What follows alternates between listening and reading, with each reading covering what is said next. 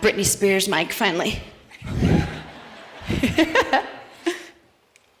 Life can be tough. Music can help. Okay, close your eyes. For reals, close your eyes. Imagine you're in a classroom and your teacher says, get out a blank piece of paper and a pencil, and you're gonna do a 15-second exercise. But remember, don't think. You ready? Draw your soul. Okay, you can open your eyes. This is a story that I loved from a book I read in elementary school called Walk 2 Moons. In the story, the kids look blankly at the page, freaking out, figuring out what does my soul look like, and then furiously scribble. And when they come back from recess, they realize the teacher has put all the drawings up on the wall, and the main character sees there's all different kinds of symbols and images, and then she sees one of the drawings looks exactly like hers, a circle with a maple leaf inside. Their soulmate. This totally fascinated me because I had created countless imaginary worlds with my sister growing up.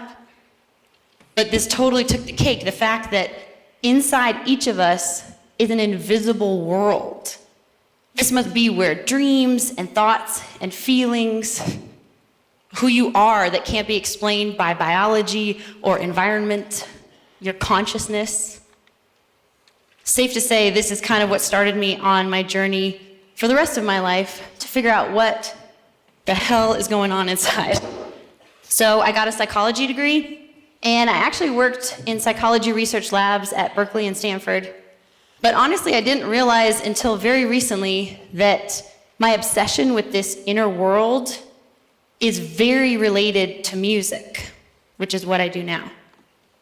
Music is the original human tool to help soothe our soul. Did you know music has been in every single culture throughout history? Every single one. They found, early modern man, they found a bone flute that was carved in the same pentatonic scale that we use today. We're talking Ice Age, when your main concern should probably be, don't get eaten by a saber-toothed tiger. But they were playing music.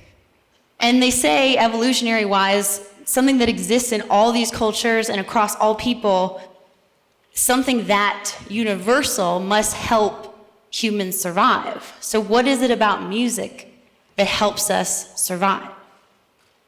There's a lot of theories, because music does a lot of really cool stuff for us, like it enhances learning, it improves your memory, it helps with insomnia. I could go on for a while because music lights up all different parts of your brain.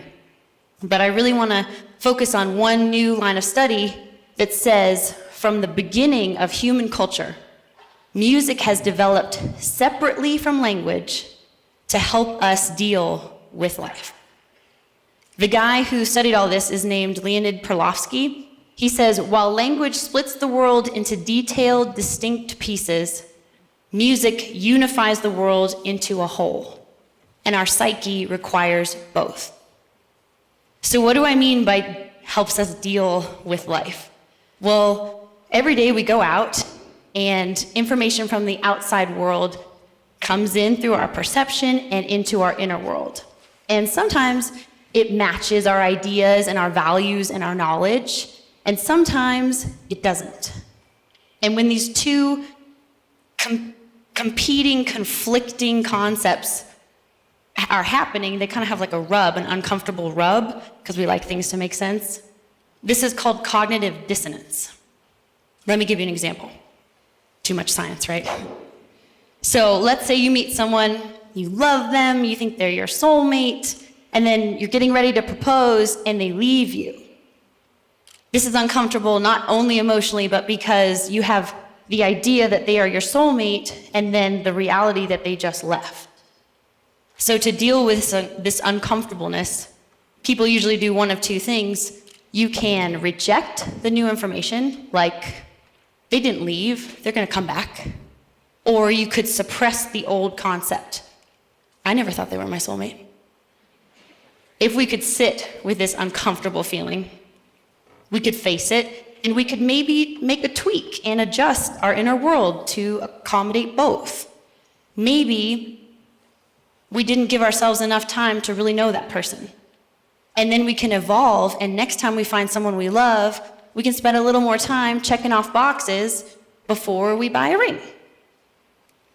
So where does music fit in, right? Music soothes that uncomfortable feeling, so we can focus on making better decisions, so we can adjust and evolve.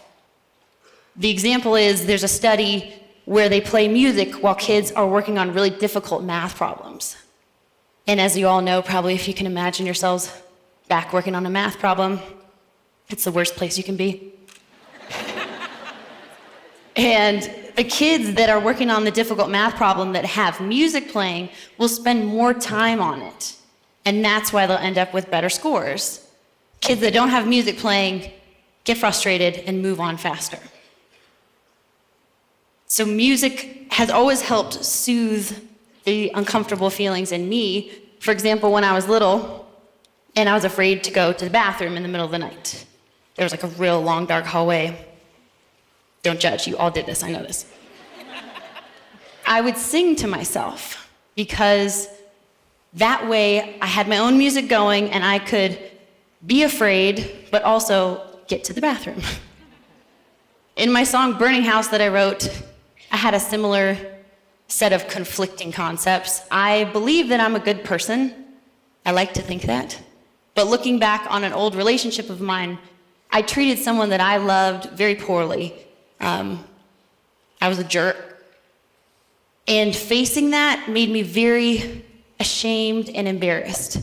But in writing that song and singing that song, I got to acknowledge and accept the fact that I can be a good person now and I still can't fix what I did back then. So when I sing these vulnerable songs on stage in front of people, the coolest thing happens. People feel the urge to tell me their own personal struggles. So people will come up to me every show, lots of people, and tell me their marriage is on the rocks. They're battling a terminal illness. They love someone with an addiction that probably they're not going to get out of. Really difficult things to face. And their stories might not be exactly like mine, but I know they're feeling the same underlying complex emotion. At first, it made me nervous because I felt like maybe they were coming to me for answers, and I can definitely tell you I don't have the answers. But I realized in times when I didn't know what to say, I would just give them a hug, and in those hugs, I really got it. They weren't telling me these stories for their benefit, they were telling me these stories for my benefit. Those stories healed me.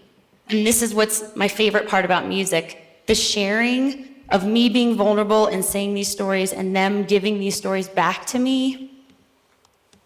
It makes us realize we are not struggling alone. We are not struggling alone. Let me say it one more time. We are not struggling alone. We're no longer strangers. We're kindred spirits. And I like to think that a part of their soul drawing might look like a part of my soul drawing.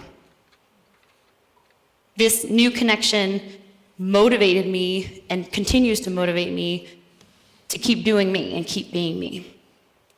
I really want to share one of these stories with you that someone sent to me.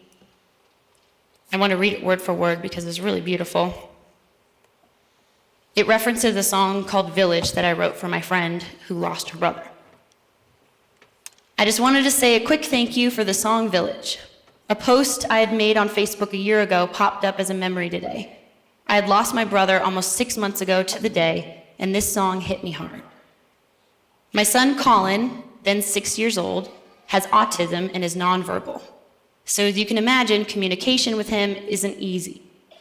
He saw me crying as I listened to the song, and we had this incredible moment of connection. He was empathic to my emotion, and he seemed to completely understand. My brother was a base jumper, and Colin always identified him as Fly. He found videos of him fascinating. In this moment, a year ago, he climbed up on my lap and embraced me in a hug. When the song finished, he pulled back, grabbed my cheek so I was looking right at him, and he said, "Fly, fly." Then he put his head back on my shoulder and continued to hug me. It was a moment with my son that I will never forget. She included a photo of her son and her in this message she sent to me that I want to show you guys. So if music can help a nonverbal kid communicate with his mom, can help us soothe our souls, can help us evolve our inner selves, can make friends out of strangers, are you getting the most you can out of music? I really want to remind you that music is not just the background at a shopping mall. It's not just a weekend entertainment. It's a tool that our species developed to help us heal ourselves and soothe our souls. Music carries the burden of our heartbreak. It allows us to process grief. It reminds us that good things are coming. And it lets us know that we are not struggling alone. So let music do its job. Life can be tough. Music can help.